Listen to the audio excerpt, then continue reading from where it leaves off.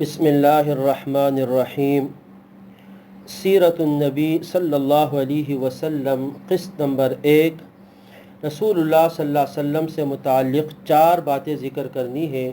آپ کی ولادت باسعادت، نمبر 2 آپ کا نام، نمبر 3 آپ کا نسب، اور نمبر 4 رضاعت۔ سب سے پہلے آپ صلی اللہ علیہ وسلم کی ولادت باسعادت۔ نبی اکرم صلی اللہ علیہ وسلم مشہور قول کے مطابق 12 ربیع الاول کو پیر کے دن صبح صادق کے وقت مکہ مکرمہ میں پیدا ہوئے۔ جمہور محدثین کے نزدیک ایک اور راجح قول یہ بھی ہے کہ ربیع الاول کی 8 تاریخ تھی آپ صلی اللہ علیہ وسلم پیدا ہوئے، اور بعض نے 9 تاریخ بھی لکھی ہے۔ عیسوی تاریخ کے حساب سے رسول اللہ صلی اللہ علیہ وسلم کی ولادت باسعادت 20 اپریل سن 570 عیسوی کو آپ صلی اللہ علیہ وسلم کی ولادت ہوئی۔ نمبر 2 آپ صلی اللہ علیہ وسلم کا نام۔ رسول اللہ صلی اللہ علیہ وسلم کے ولادت کے 7ویں دن آپ کے دادا عبد المطلب، جن کا نام تھا، انہوں نے آپ کا عقیقہ کیا اور آپ کے لیے محمد نام تجویز کیا۔ تو آپ صلی اللہ علیہ وسلم کا جو نام محمد ہے، یہ آپ کے دادا عبد المطلب نے آپ کے لیے یہ نام رکھا۔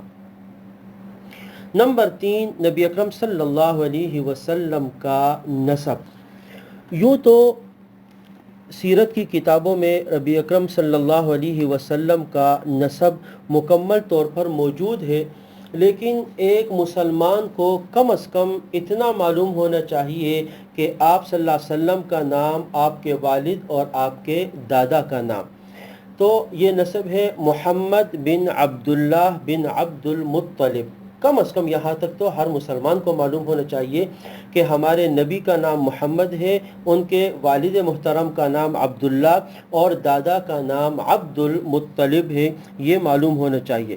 اسی طرح نبی اکرم صلی اللہ علیہ وسلم کی والدہ کی طرف سے جو آپ کا نسب ہے، تو وہ بھی معلوم ہونا چاہیے کہ محمد ابن آمنہ بنت وہب، کہ آپ صلی اللہ علیہ وسلم کی والدہ ماجدہ کا نام آمنہ اور ان کے والد کا نام وہب تھا۔ تو والد کی طرف سے آپ کا جو نسب ہے محمد بن عبداللہ بن عبد المطلب، اور والدہ کی طرف سے جو نسب ہے محمد بن آمنہ بنت وہب۔ نمبر 4 نبی اکرم صلی اللہ علیہ وسلم کی رضاعت، دودھ پینے کی جو مدت تھی اس کے بارے میں۔ رسول پاک صلی اللہ علیہ وسلم کی جب ولادت باسعادت ہوئی تو چند روز تک آپ کی والدہ ماجدہ حضرت آمنہ نے آپ صلی اللہ علیہ وسلم کو دودھ پلایا۔ والدہ کے علاوہ نبی اکرم صلی اللہ علیہ وسلم نے 2 خواتین کا مزید دودھ پیا ہے جو آپ کی رضاعی والدہ کہلاتی ہیں۔ نمبر 1 آپ نے اپنے چچا ابو لہب کی آزاد کردہ باندی صوبیہ کا دودھ پیا، اور حضرت صوبیہ آپ کی رضاعی والدہ ہے، اور صوبیہ کا دودھ جو ہے آپ کے چچا حضرت حمزہ رضی اللہ تعالی عنہ نے بھی پیا تھا۔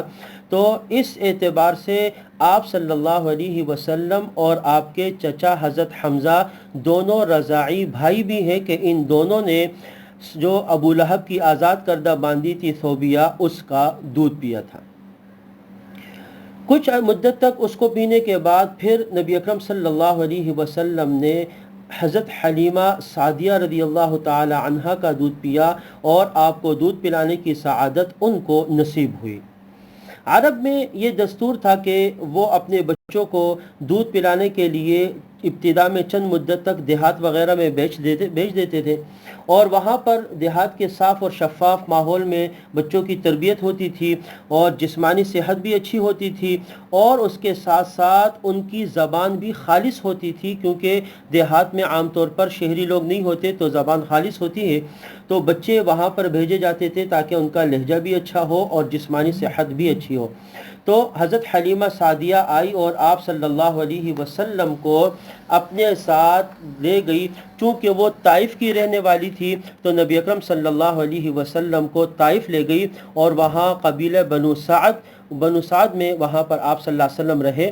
پہلے 2 سال آپ کو دودھ پلایا اور پھر واپس لے کر آئی، اور پھر آپ کی والدہ نے دوبارہ ان کے ساتھ بھیج دیا. اس وقت مکے میں ایک وبا پھیلی ہوئی تھی، تو آپ دوبارہ اپنی والدہ ماجدہ کے کہنے پر ان کے ساتھ دوبارہ وہ لے کر چلی گئی، اور 2 سال مزید حضرت حلیمہ سعدیہ نے آپ کو دودھ پلایا. تو 4 سال تک آپ صلی اللہ علیہ وسلم نے طائف کے بنو سعد میں وقت گزارا، اور وہاں پر آپ نے حضرت حلیمہ سعدیہ رضی اللہ تعالی عنہ کا دودھ پیا جو آپ کی رضاعی والدہ ہے.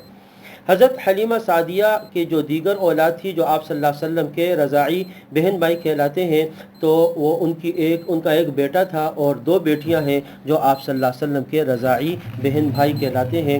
تو یہ رسول پاک صلی اللہ علیہ وسلم کے سے متعلق 4 باتیں تھیں: آپ کی ولادت، آپ صلی اللہ علیہ وسلم کا نام، آپ کا نسب، اور نبی اکرم صلی اللہ علیہ وسلم کی رضاعت. اللہ تبارک و تعالی ہمیں حضور کی محبت نصیب فرمائے، اور آپ صلی اللہ علیہ وسلم کے ساتھ جو عقیدت ہے اور محبت ہے وہ نصیب فرمائے، اور آپ کی سنتوں پر عمل کی توفیق نصیب فرمائے. وآخر دعوانا ان الحمد للہ رب العالمین.